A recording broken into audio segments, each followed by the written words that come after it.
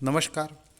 अगर आप साधना कर रहे हो और आपकी मंत्र सिद्धि नहीं हो रही है, साधना सिद्धि नहीं हो रही है, या फिर कोई विशेष सिद्धि के लिए आप साधना कर रहे हो, तो फिर इस वीडियो को एंड तक जरूर देखिए, क्योंकि मैं इस वीडियो में मंत्र सिद्धि और मंत्र सिद्धि के लिए कैसे आसन चाहिए और आसन का क्या परिणाम होता है, ये सब चीज़ों के बारे में बताऊंगा। वीडियो शुरू करने से पहले हमारे वीडियो को लाइक करना, चैनल को सब्सक्राइब करना ना भूलिए और हमारे वीडियो को एंड तक ज़रूर देखिए और ज़्यादा से ज़्यादा लोगों तक हमारे वीडियो ज़रूर पहुंचाइए। तो हम वीडियो को शुरू कर देते हैं। तो बहुत से ऐसे लोग हैं जो साधना बहुत सालों से करते हैं पर कोई भी सिद्धि उनको नहीं मिलती, या फिर आपके पास बहुत ही सिद्ध मंत्र होता है, गुरु ने दिया हुआ मंत्र होता है और बाकी सारी सिद्ध चीज़ें होती है, बहुत से आप अनुष्ठान करते हो पर कोई भी रिजल्ट हाथ में नहीं आता। तो इसकी बहुत बड़ी एक वजह है, वो है आपका आसन। विना आसनेन सिद्ध्यन्ते मंत्र तंत्रादिकम, ये हमारे शास्त्रों में लिखा गया है कि जब तक आप कोई भी आसन ठीक से नहीं इस्तेमाल करेंगे, आपका तंत्र मंत्र सिद्ध नहीं होता। तो परमहंस परिव्राजकाचार्य श्रीमद् वासुदेवानंद सरस्वती स्वामी महाराज जी ने आसनों के बारे में बहुत ही विस्तार से लिखा है और वहाँ पे आसन कैसा होना चाहिए, क्या होना चाहिए, ये भी बताया है। तो हमें बहुत सालों पहले इसकी एक अनुभूति हुई थी।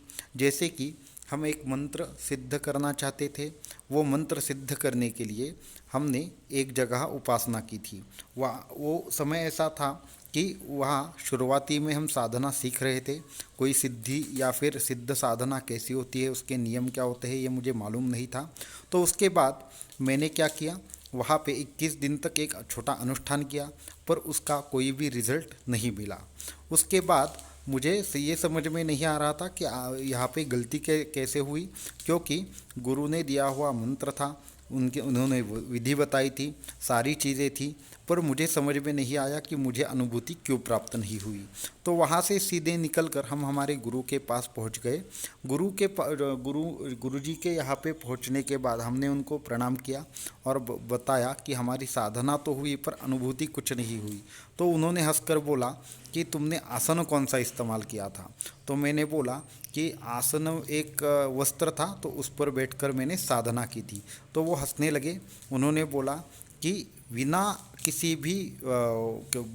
भी आसन सिद्धि के अगर माफ़ कीजिए, बिना किसी आसन सिद्धि के अगर आप मंत्र तंत्र का जप करोगे और आपको अनुभूति आनी चाहिए ऐसा लगेगा, तो ये व्यर्थ है। बिना आसन सिद्धि के कोई भी साधना सिद्ध नहीं होती, तो आपका आसन सिद्ध होना चाहिए। तो वहाँ पे मैंने उनको आसन के बारे में पूछा, तो उन्होंने मुझे एक विशिष्ट क्रम बताया जिसमें दर्भासन रहता है, उसके बाद लोकर का आसन रहता है, उसके बाद वहाँ पे धूत वस्त्रासन रहता है और सबसे अंत में वहाँ पे रेशम का अस्त्र रहता है। तो इस क्रम से जब तक आप साधना में इस क्रम से आप आसन लेकर साधना नहीं करोगे तो आपको कुछ भी हासिल नहीं होगा। तो इस तरह से उन्होंने बताया। उसके बाद मैंने उस तरह से वापस 21 दिन की साधना की और मैं 7 ही दिन में मुझे अनुभूतियाँ आना शुरू हो गया। तो 7वें दिन में मुझे कुछ मंत्र चैतन्य का आभास हुआ। 11वें दिन में मुझे वहाँ पे कुछ देवी देवताओं के आभास हुए और उसके बाद अंत में 21वें दिन मुझे मंत्र चैतन्य का पूरी तरह से आभास होकर जो मंत्र का जो भी देवता था उनके दर्शन हो गए, उनके आशीर्वाद प्राप्त हो गए और मुझे जो भी अनुभूति चाहिए थी मुझे मिली। तो इस तरह से आसन सिद्धि के बहुत बड़े परिणाम हैं, लेकिन सिद्ध आसन का जो क्रम है वो हमें फॉलो करना पड़ता है। साथ में ही आसन शुद्धि की ज़रूरत होती है। जैसे कि अगर 2-3 लोग आपके घर में साधना कर रहे हैं तो याद रखिए, कोई भी एक दूसरे का आसन इस्तेमाल नहीं करना चाहिए। अगर एक का आसन दूसरे का आसन ये दोनों इस्तेमाल करोगे, आप अगर दूसरे का आसन इस्तेमाल करोगे तो आपको आसन सिद्धि कभी प्राप्त नहीं होगी और उसके साथ में ही कभी भी आपको मंत्र चैतन्य हासिल नहीं होगा। तो आपका आसन केवल आपको ही इस्तेमाल करना है। आपके आसन में जो धूत वस्त्र रहेगा वो आपको खुद रोज के रोज धोना पड़ेगा। आसन में बहुत सी लोग ऐसे करते हैं कि उन आसनों को हम जो भी आसन लेते हैं पूजा पाठ में, मंत्र तंत्र में, वो आसन दूसरी जगह पे इस्तेमाल करते हैं। तो आसन को जब भी आप साधना कर रहे हो उसके बाद स्पर्श भी आपको नहीं करना है। इतने सारे नियम हैं, ये सरल है, एक बार आप समझ जाओगे तो फिर आपको कोई भी कन्फ्यूजन नहीं होगा। जैसे कि हमारे पास कुछ सालों के बाद बहुत सारे साधक आना प्रारंभ हो गया। उसके बाद कुछ लोग बगलामुखी का मंत्र जाप कर रहे थे, उसके साथ में ही कुछ लोग सप्तशती का पाठ कर रहे थे। उन्होंने नवारणव मंत्र सिद्ध करने के लिए किसी ने साधना करी थी। तो ऐसे अनेक लोग थे जिन्होंने बहुत सारी चीज़ों के लिए प्रयास किया था, पर उनको अच्छी तरह के रिजल्ट नहीं मिल रहे थे, पूरी सिद्धि नहीं मिल रही थी। तो वो जब हमारे पास आए तो उनको हमने बताया कि आपको आसन का महत्व समझ लेना चाहिए। जब तक आप आसन का महत्व नहीं समझोगे आपको कुछ भी चीज़ें हासिल नहीं होगी।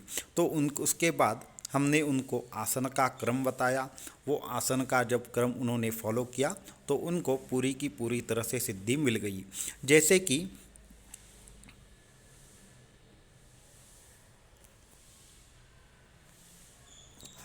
कि अगर आपका जो आसन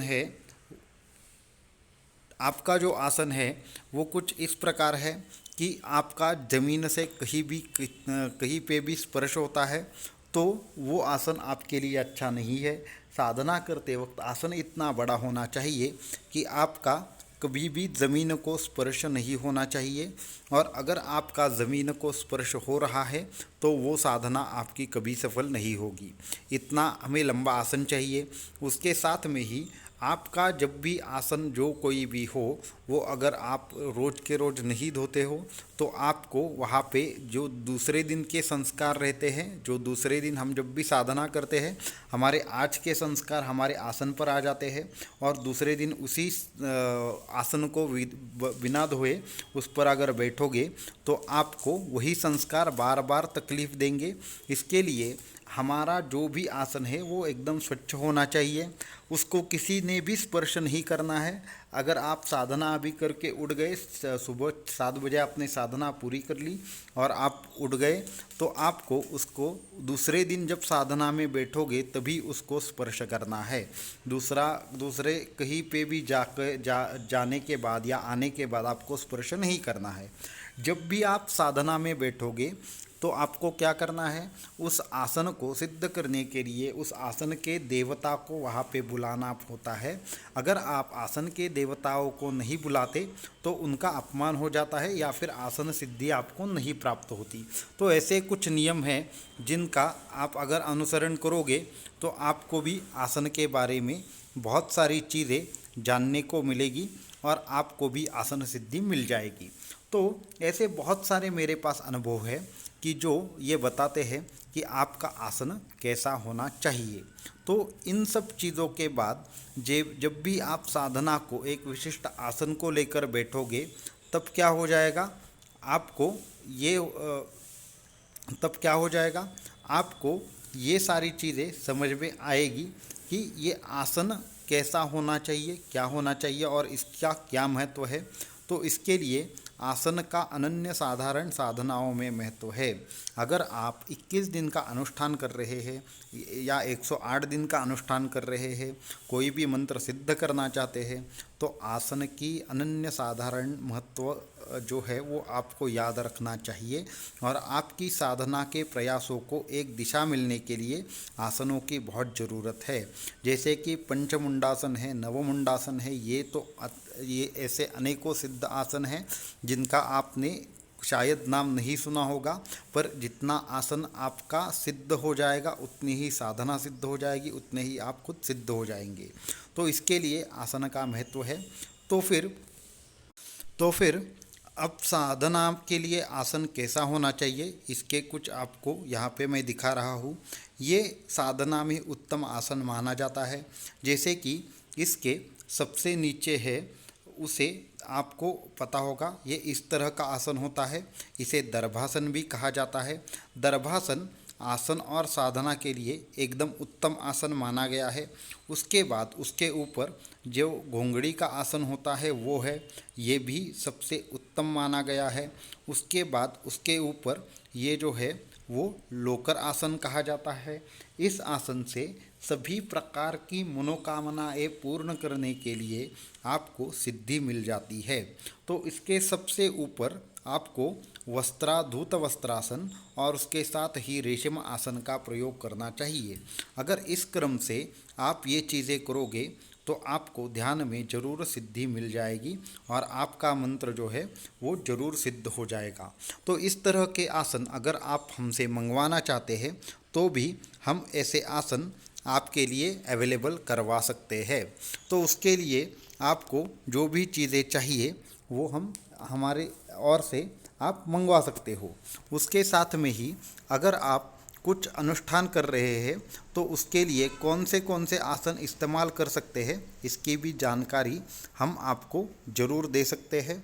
तो अगर आप में के मन में कोई शंका है तो आप ज़रूर हमें कांटेक्ट कर सकते हो या फिर डिस्क्रिप्शन बॉक्स में हमें कमेंट कर सकते हो। मैं आपके सवालों का ज़रूर जवाब दूंगा। अवधूत चिंतन।